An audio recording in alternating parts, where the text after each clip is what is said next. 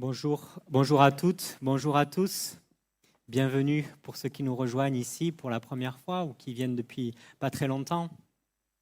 Et merci aux musiciens, merci à Boris de nous avoir conduits dans nos moments de louange pour notre Seigneur. Ce matin, nous allons continuer notre étude du livre des Nombres. Nous avions étudié l'année dernière, à peu près à la même époque, le livre de l'Exode. Et nous avions vu que Moïse avait été l'instrument utilisé par Dieu pour faire sortir son peuple d'Égypte. On se souvient des 10 plaies avec lesquelles le Seigneur avait frappé l'Égypte, et notamment la 10e de ces plaies, où une vague de morts avait balayé l'Égypte et avait tué tous les premiers-nés des Égyptiens, sans faire des exceptions. Et où le seul moyen de se protéger de ce fléau était de recouvrir les linteaux des maisons avec le sang d'un agneau sans défaut. Nous avions dit à ce moment-là que cet esclavage en Égypte nous parle aujourd'hui de façon allégorique de l'esclavage du péché dont nous avons été libérés par notre agneau sans défaut, notre agneau parfait, Jésus-Christ. Que le seul moyen d'être libéré du péché et de la mort est de prendre la décision, de faire le choix que Jésus-Christ soit mort à notre place. Et cela, pour chacun d'entre nous, c'est une décision que chacun d'entre nous doit prendre. Et personne ne peut prendre cette décision à notre place. Le peuple est donc sorti d'Égypte, et puis il est arrivé en face de la mer Rouge, avec les armées du Pharaon derrière, qui arrivaient sur eux pour les faire périr. Et on peut imaginer qu'à ce moment-là, le peuple ne devait pas être très rassuré. Peut-être certains, un petit nombre d'entre eux, avaient confiance en l'Éternel face à cette situation. Mais la plupart d'entre eux devaient se dire que c'était la fin. La mer d'un côté, l'armée du Pharaon de l'autre. Cette armée avec ses chars de guerre en face de laquelle le peuple devait se sentir petit comme des sauterelles. Et le Seigneur avait mis cette situation pour qu'ils apprennent à lui faire confiance. Que de la même façon que ce n'était pas eux, de par leur propre force, qui étaient sortis d'Égypte, mais que c'était lui, le Seigneur, qui les avait fait sortir d'Égypte par sa main puissante, eux qui étaient incapables de se sortir par leur propre force, c'était également lui, l'Éternel, qui les sortirait de cette situation en face de la mer Rouge. Qu'il allait habiter au milieu d'eux, au milieu de leur camp, comme nous l'a raconté le pasteur Samuel il y a quelques semaines. Et qu'il allait les diriger lui-même par sa présence, sous forme d'une colonne de fumée pendant le jour et d'une colonne de feu pendant la nuit. Il est également intéressant de remarquer que le Seigneur ne les a pas fait passer par le trajet le plus direct. Il les a fait aller vers le mont Horeb, dans le désert de Sin, au sud, pour ensuite les faire remonter vers le désert de Paran, au nord. Et le Seigneur a fait tout cela pour leur apprendre à lui faire confiance, pour leur apprendre à marcher par la foi. Il leur a également donné, on s'en souvient, la manne dans le désert. Et là encore, le peuple ne devait pas en prendre pour le lendemain, pour qu'ils apprennent à faire confiance à l'Éternel pour leur nourriture quotidienne. Et l'Éternel a toujours pourvu.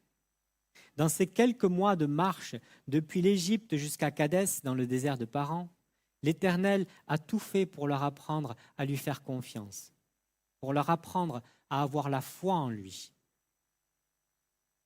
Et il a fait cela afin que, lorsqu'ils arriveraient enfin devant la terre promise, ils soient prêts à pleinement s'en saisir par la foi, en comptant sur Dieu. Eh bien, justement, ce matin, nous arrivons au chapitre 13 et 14 du livre des Nombres, qui représentent justement ce moment crucial pour cette génération dans le désert. Ce moment où ils vont devoir faire ce choix. Soit rentrer dans le pays promis, et se saisir des promesses de Dieu, de vivre la vie de victoire que l'Éternel veut pour eux, cette vie abondante pour laquelle il les a libérés de l'esclavage, de vivre une vie de foi qui glorifiera celui qui les a libérés, ou alors de vivre une vie de peur, en comptant sur leurs propres forces, ces propres forces qui ne sont pas très impressionnantes, de ne pas entrer dans le pays promis, de ne pas se saisir des promesses de Dieu pour eux. Alors lisons notre texte et voyons ce que le peuple va choisir. Je prends la lecture en Nombres chapitre 13. Je vais lire les versets 1 et 2 et ensuite je passerai au verset 25. Et nous continuerons jusqu'au verset 25 du chapitre 14. Nombres chapitre 13, verset 1. L'Éternel dit à Moïse, « Envoie des hommes explorer le pays de Canaan que je donne aux Israélites. » Je continue au verset 25. Ils furent de retour, donc les explorateurs, ces hommes qu'il avait envoyés, ils furent de retour de l'exploration du pays au bout de 40 jours. À leur arrivée, ils se rendirent auprès de Moïse, d'Aaron et de toute l'assemblée des Israélites à Kadès, dans le désert de Paran. Ils leur firent un rapport, ainsi qu'à toute l'assemblée, et ils leur montrèrent les fruits du pays. Voici ce qu'ils racontèrent à Moïse. Nous sommes allés dans le pays où tu nous as envoyés. C'est vraiment un pays où coule le lait et le miel, et en voici les fruits. Mais le peuple qui habite ce pays est puissant. Les villes sont fortifiées, très grandes. Nous y avons vu des descendants d'Anak. Les Amalécites habitent la région du sud, les Hittites, les Jébusiens et les Amoréens habitent la montagne. Et les Cananéens habitent au bord de la mer Méditerranée et le long du Jourdain. Caleb fit taire le peuple qui murmurait contre Moïse. Il dit, « Montons, emparons-nous du pays, nous y serons vainqueurs. » Mais les hommes qui l'y avaient accompagné dirent, « Nous ne pouvons pas monter contre ce peuple, car il est plus fort que nous. » Et ils dénigrèrent devant les Israélites le pays qu'ils avaient exploré. Ils dirent, « Le pays que nous avons parcouru pour l'explorer est un pays qui dévore ses habitants. Tous ceux que nous y avons vus sont des hommes de haute taille. Nous y avons vu les géants, les descendants d'Anak qui sont issus des géants. À nos yeux et aux leurs, nous étions comme des sauterelles. » Toute l'assemblée se souleva et poussa des cris, et le peuple pleura pendant toute la nuit. Tous les Israélites murmurèrent contre Moïse et Aaron, et toute l'assemblée leur dit, « Si seulement nous étions morts en Égypte ou dans ce désert, pourquoi l'Éternel nous a-t-il fait aller dans ce pays où nous tomberons par l'épée, où nos femmes et nos petits-enfants deviendront une proie? Ne vaut-il pas mieux pour nous retourner en Égypte ?» Et ils se dirent l'un à l'autre, « Nommons un chef et retournons en Égypte. » Moïse et Aaron tombèrent le visage contre terre devant toute l'assemblée réunie des Israélites. Membres de l'équipe qui avait exploré le pays, Josué, fils de Nun, et Caleb, fils de Jéphuné, déchirèrent leurs vêtements et dirent à toute l'assemblée des Israélites, « Le pays que nous avons parcouru pour l'explorer est un pays très bon, excellent. Si l'Éternel nous est favorable, il nous y conduira et nous le donnera. C'est un pays où coule le lait et le miel. Seulement, ne vous révoltez pas contre l'Éternel et n'ayez pas peur des habitants de ce pays, car nous ne ferons d'eux qu'une bouchée. »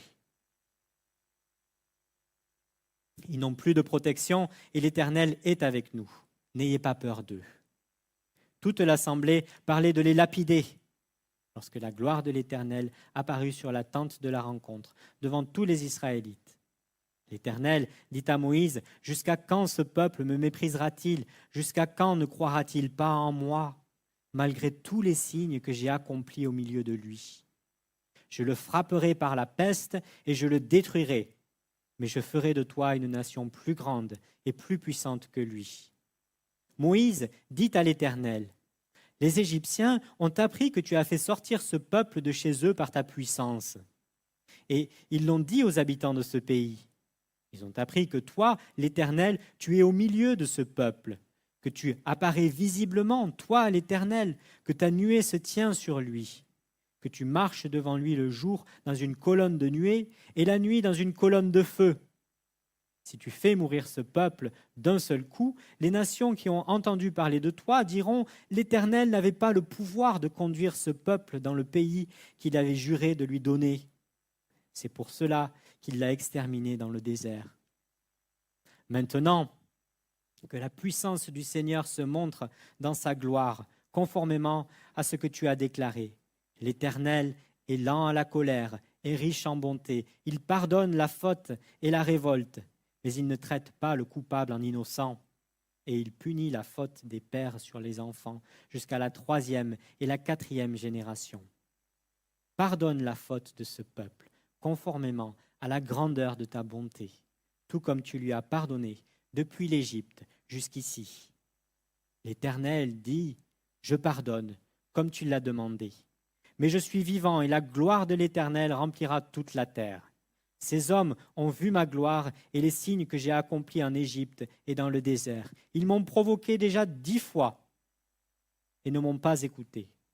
Aucun d'eux ne verra le pays que j'ai juré à leurs ancêtres de leur donner. Aucun de ceux qui m'ont méprisé ne le verra. Quant à mon serviteur Caleb, parce qu'il a été animé d'un autre esprit et qu'il a pleinement suivi ma voie, je le ferai entrer dans le pays où il est allé et sa descendance le possédera. Les Amalécites et les Cananéens habitent la vallée. Demain, tournez-vous et partez pour le désert dans la direction de la mer des roseaux. Jusqu'ici, la parole de Dieu. Ce matin, nous allons voir que tout ça, c'est une question de choix. Nous verrons premièrement que le choix que va faire le peuple, et dans un deuxième temps, nous verrons quel choix nous allons faire. Dans les premiers versets du chapitre 13, on voit que l'Éternel demande à Moïse d'envoyer 12 hommes pour explorer le pays, ce pays pour lequel ils ont fait tout ce chemin. L'Éternel, lui, sait parfaitement de quoi est fait ce pays. Il sait exactement quels fruits y poussent et quels sont les habitants qui y vivent. Et il n'envoie pas ses espions pour déterminer s'ils seront capables ou non d'en prendre la possession. Il les envoie pour que le peuple soit au courant de ce qui les attend. Il veut que lorsqu'ils entreront, ils sachent parfaitement à qui ils auront affaire. L'Éternel veut qu'ils constatent que ce pays est bon, que c'est un pays où coule le lait et le miel. Il veut qu'ils le sachent. Mais il veut également qu'ils sachent que les habitants qui y vivent, les habitants qui habitent ce pays, sont plus forts qu'eux et que le peuple ne pourra jamais prendre possession du pays par leur propre force.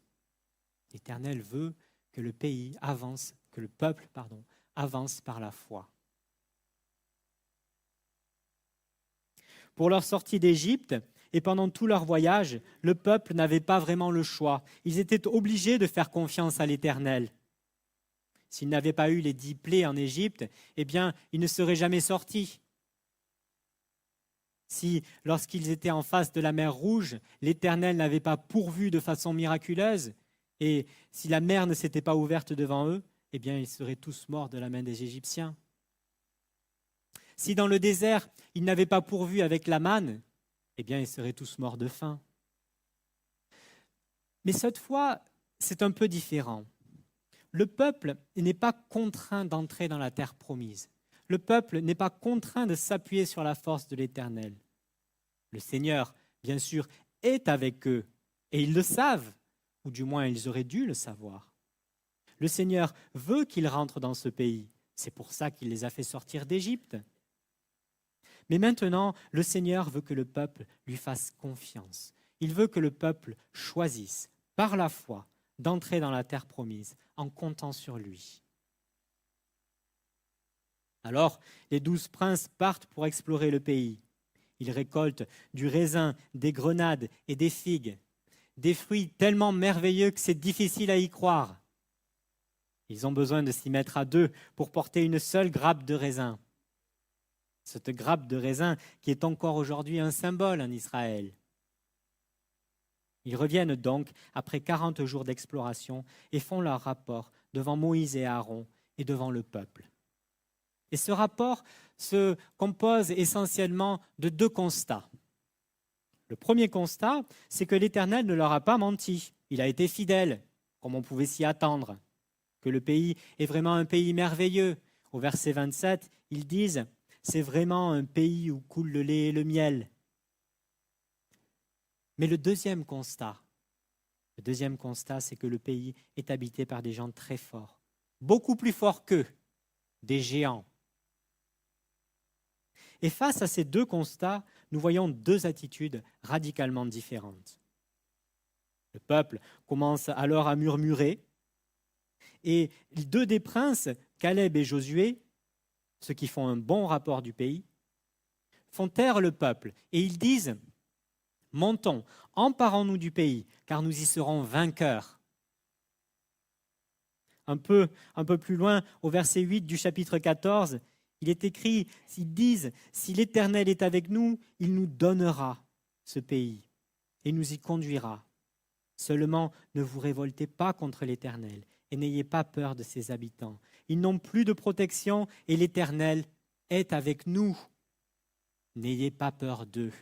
Voici la clé. L'Éternel est avec nous. Alors comment ne nous donnera-t-il pas ce pays jusqu'auquel il nous a amenés, même si nous avons peur? Il a été fidèle dans tout ce qu'il a fait pour eux jusqu'à ce jour. Il leur a pardonné lorsqu'ils n'étaient pas fidèles envers lui, lorsqu'ils l'ont provoqué, lorsqu'ils ont murmuré contre lui dans le désert, 10 fois. Mais les 10 princes ont une autre perspective que celle de Josué et Caleb.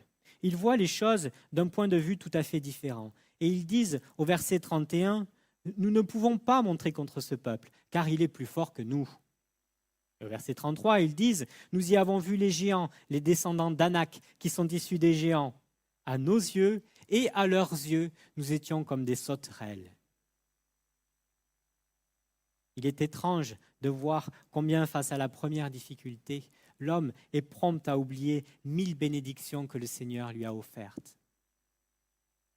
De voir combien l'homme est prêt face à l'épreuve, face à la tentation, de détourner sa confiance de l'Éternel pour la placer en autre chose. Ici, les 10 espions, les 10 mauvais explorateurs qui dénigrent le pays que l'Éternel leur a donné, ont placé leur confiance non pas en eux, mais en ces géants. Ces géants qui ne sont autres que des gens de très grande taille, des sortes, aujourd'hui ce seraient des joueurs de NBA ou quelque chose comme ça. Dans cette situation de détresse où ils doivent faire un choix, rentrer dans le pays promis ou rester dans le désert, ils se voient, eux, comme des sauterelles face à des géants, mais ils ont perdu de vue leur Dieu. Alors que Josué et Caleb, eux, ils voient plus loin. Ils n'ont pas la même perspective. Tout est une question de perspective.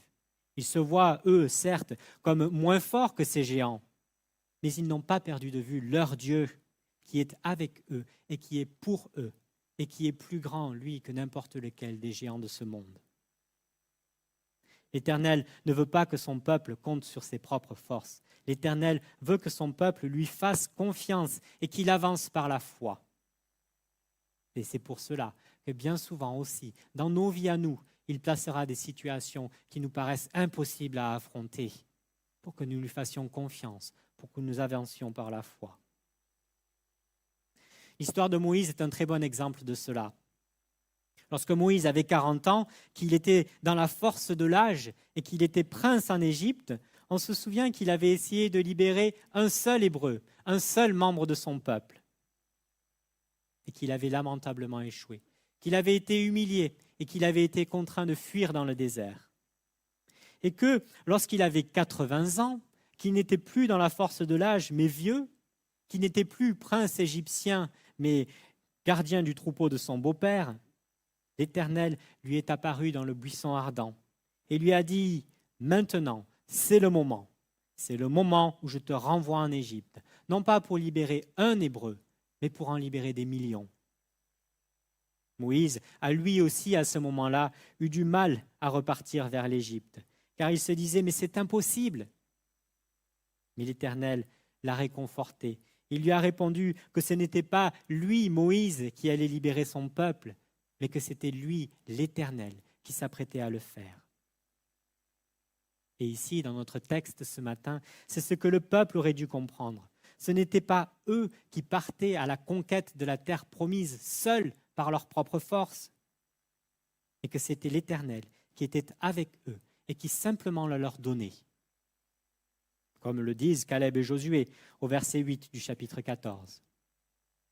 Et effectivement, le Seigneur leur avait préparé le chemin. C'est intéressant de voir à la fin du chapitre 13, les 10 mauvais espions ont peur de rentrer dans le pays. Ils disent qu'ils étaient des sauterelles à leurs propres yeux et qu'ils étaient également des sauterelles aux yeux des habitants de ce pays. Mais c'est faux. C'est la peur qui leur fait dire ça, car le Seigneur avait préparé d'avance les cœurs de ces peuples qu'ils allaient affronter. Et on apprend cela, en fait, 40 ans plus tard, lorsque Josué va envoyer des espions dans Jéricho, chez Rahab.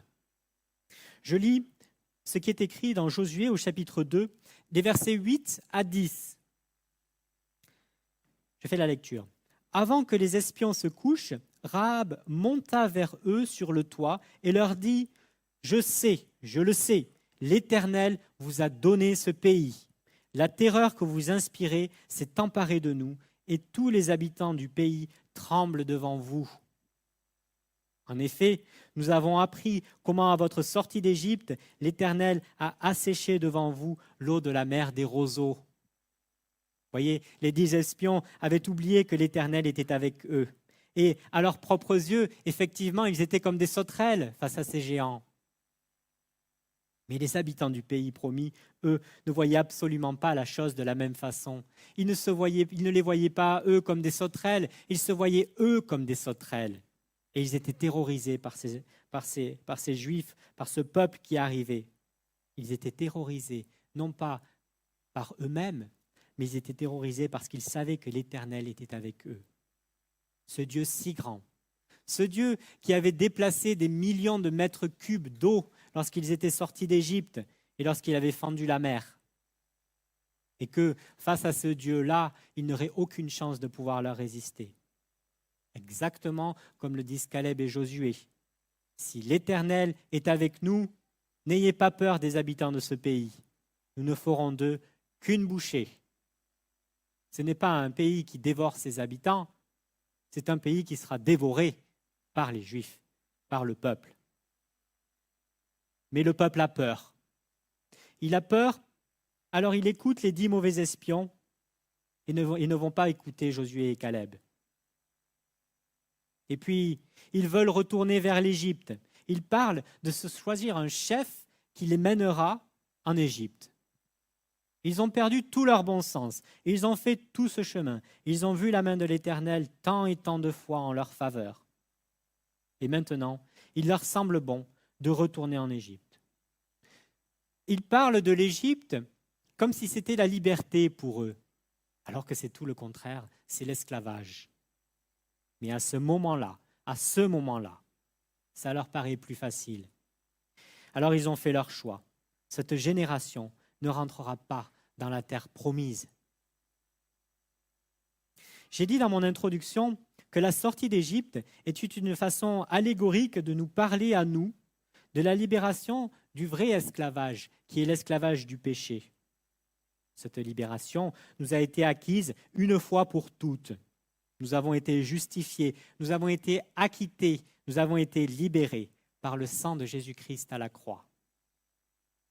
Et ici, le fait de rentrer ou de ne pas rentrer dans le pays de Canaan représente de façon allégorique pour nous aujourd'hui le fait de se saisir dès maintenant des promesses de Dieu, de nous saisir en quelque sorte des premiers fruits de l'éternité avec Dieu. Mais parfois, ce n'est pas facile.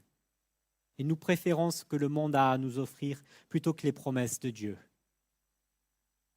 Alors, nous ne faisons pas la volonté de Dieu et nous vivons des petites vies, des vies dans le désert. Certes, nous avons été couverts par le sang de l'agneau, nous avons été libérés de l'esclavage du péché, mais nous avons du mal à affronter les géants de nos vies. La convoitise, l'immoralité sexuelle, la soif de posséder, les médisances, le mensonge, etc. Et nous préférons écouter notre chair, le monde et le diable, qui nous encouragent à de telles choses. Nous préférons revenir vers notre Égypte. Bien qu'étant libres à l'égard de ces choses, par le sang de Christ, nous préférons revenir sous l'esclavage du péché. Alors que tout ce que nous avons à faire, pour ne faire qu'une bouchée de ces géants-là, c'est de fixer nos regards sur cette éternité avec Christ. Cette éternité qui d'une certaine manière, a déjà commencé. Cette éternité avec Christ et en Christ a commencé pour nous à partir du moment où nous avons dit oui à Jésus, où nous avons accepté son sacrifice pour nos vies. Ce moment où nous sommes devenus enfants de Dieu. Je dis que cette éternité a commencé d'une certaine manière pour nous, car nous sommes encore revêtus de notre chair corruptible et mortelle. Mais c'est comme si, dès maintenant, en Christ, comme le dit l'apôtre Paul dans l'Épître aux Éphésiens, nous sommes déjà ressuscités et assis avec Christ dans les lieux célestes. Et cette réalité d'être assis dans les lieux célestes, c'est notre espérance. Et cette espérance, bien qu'elle nous parle de choses que l'on ne voit pas encore, eh bien, elle est certaine. Elle ne ment pas. Et c'est par la foi que l'on s'en saisit. Dans le désert, le peuple aurait dû faire confiance en l'Éternel. Il leur avait montré tant et tant de fois sa main puissante. Ils ont fait le choix de ne pas se saisir des promesses de Dieu, de rester dans le désert et d'y mourir. Et l'Éternel leur donne simplement ce qu'ils ont demandé. Et à cause de leur manque de foi, ils vont vivre une petite vie. Une vie dépourvue de victoire. Une vie où ils vont tourner en rond pendant 40 ans dans le désert et où ils y mourront, sans faire de progrès. Aujourd'hui, nous avons quelque chose que le peuple hébreu à ce moment-là n'avait pas. Nous avons l'Esprit de Dieu qui vit en nous. Et cet esprit atteste que notre espérance est vivante. Cet esprit atteste que nous sommes bel et bien déjà assis dans les lieux célestes avec Christ. Il est notre garantie, notre gage que nous sommes aujourd'hui avec Christ. Et nous ne devons surtout pas faire taire cet esprit qui vit en nous. Ce qui s'est passé aux États-Unis à la fin du XIXe siècle, après l'abolition de l'esclavage, peut nous aider à comprendre cette tendance que l'on peut avoir à revenir aux choses anciennes. En 1865, à la fin de la guerre de sécession, l'esclavage a été aboli aux États-Unis. C'est-à-dire qu'une loi est passée et officiellement, tous les esclaves d'origine africaine, en un instant, avec la signature de cette loi, sont devenus libres. Ils ont été affranchis, ils ont été libérés. On pourrait dire qu'ils sont sortis de leur Égypte à eux. Le problème, c'est qu'ils ne savaient pas encore vivre en homme libre. Ils avaient passé toute leur vie au service de quelqu'un d'autre.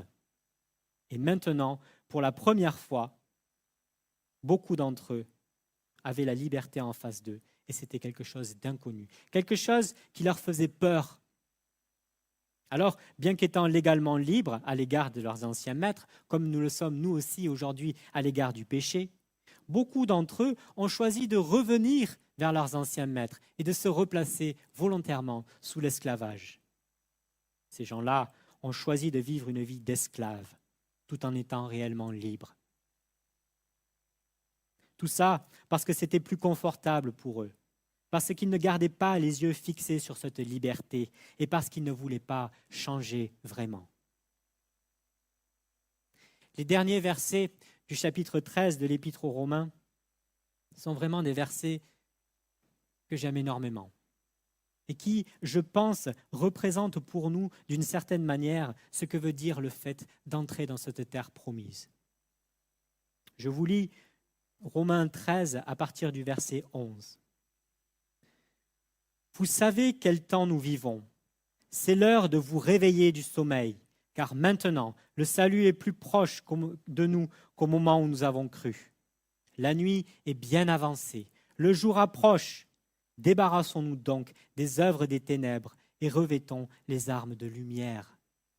Conduisons-nous honnêtement, comme en plein jour, sans orgie ni ivrognerie, sans immoralité ni débauche, sans dispute ni jalousie.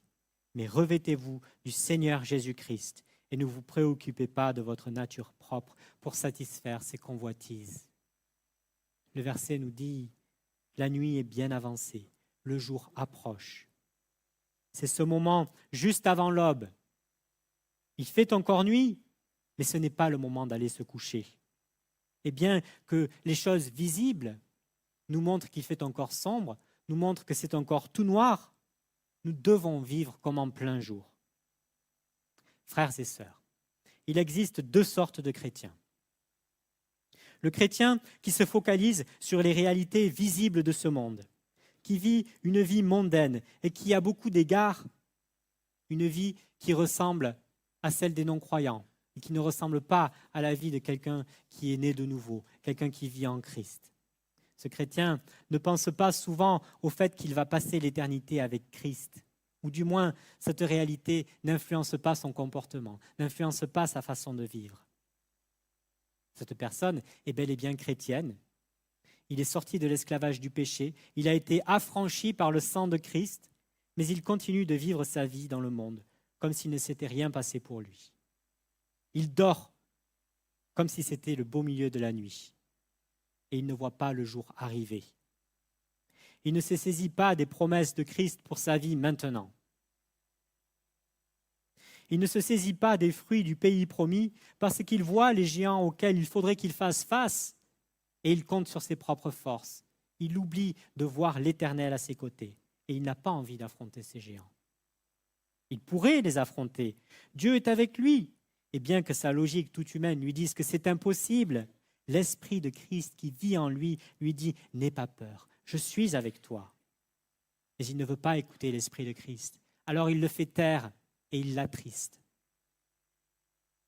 L'autre sorte de chrétien, c'est le chrétien qui garde les yeux fixés sur les choses invisibles, sur l'éternité qu'il va passer avec Christ. Ce chrétien ne se conforme pas au monde, au contraire, il contraste avec le monde. Il vit comme en plein jour, bien que tout indique que c'est encore la nuit. Il ne vit pas à la manière des gens de ce monde, car il n'a pas le même but qu'eux. Il voit la cité céleste devant lui, il ne la perd jamais de vue et il marche fidèlement sur ce chemin de pèlerin que le Seigneur a placé devant lui. La semaine dernière, le pasteur Samuel nous a parlé de Paul et Silas lorsqu'ils étaient en prison à Philippe, dans la ville de Philippe. Et bien qu'ayant été frappés, bien qu'ayant été battus, bien qu'épuisés, bien qu'ayant les chaînes aux pieds, ils n'étaient pas en train de se lamenter sur leur sort, mais ils étaient en train de chanter les louanges de Dieu.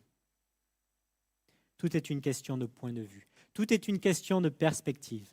Paul et Silas ne se focalisaient pas sur la réalité visible, cette réalité terrestre de leurs conditions passagères, mais ils se focalisaient sur la réalité invisible, que le jour approche et qu'en Christ, ils sont déjà assis dans les lieux célestes avec lui. Et ils sont dans la joie. Une joie qui ne dépend pas des circonstances de ce monde, mais qui est entièrement basée sur le fait que leur nom est inscrit dans le ciel. La réalité est que bien souvent, nous nous situons entre ces deux types de chrétiens. Le prédicateur britannique Charles Spurgeon a écrit à ce propos ce qu'il a appelé la rivière de l'expérience des bénédictions célestes. La rivière de l'expérience des bénédictions célestes. Voici ce qu'il écrit. La plupart des chrétiens, en ce qui concerne la rivière de l'expérience, ne vont pas plus loin que les chevilles. Quelques-uns la trouvent jusqu'aux genoux. Quelques-uns encore, et beaucoup moins, peuvent y patauger jusqu'à la ceinture. Mais combien rares sont ceux qui trouvent cette rivière par-dessus leur tête, cette rivière dont ils ne peuvent pas toucher le fond. Si nous voulons voir cette rivière des bénédictions célestes nous submerger, nous aussi, comme elle avait submergé Paul et Silas lorsqu'ils étaient en prison, nous devons apprendre chaque jour à toujours mieux voir Jésus-Christ comme notre plus grand bien. Nous devons apprendre chaque jour à revenir à notre bon sens, à nous souvenir de toutes les bénédictions que le Seigneur a déjà placées dans nos vies. Nous devons apprendre à garder les yeux fixés sur l'éternité, à marcher en nouveauté de vie, en obéissant aux vérités invisibles. À ne plus obéir à ce que désire notre chair, mais à nous laisser transformer par l'Esprit de Dieu qui vit en nous. Et pour cela, nous devons obéir à sa parole. Mais le Seigneur ne nous y obligera jamais. Tout comme le peuple devait choisir de se saisir ou de ne pas se saisir du pays promis, nous devons également choisir de nous saisir ou de ne pas nous saisir des promesses de Dieu en Christ. Et ceci est et restera toujours notre choix. Alors faisons le bon choix. Prions.